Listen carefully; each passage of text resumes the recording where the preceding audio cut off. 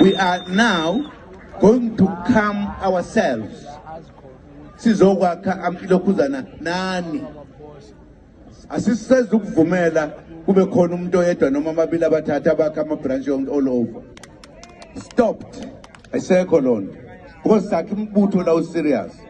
Siyeza bondate riatlamo. Riatlamo. Ka o rifela ya no ari papa. Uyutla uyitlo hantle. Okay.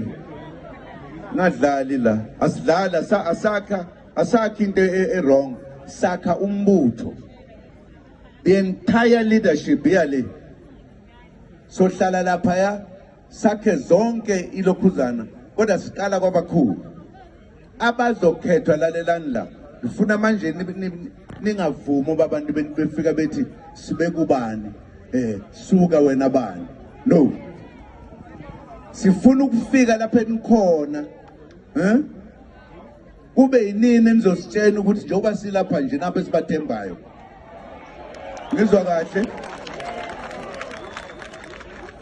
Ufunda kwezakho ukuthi yini enzakala.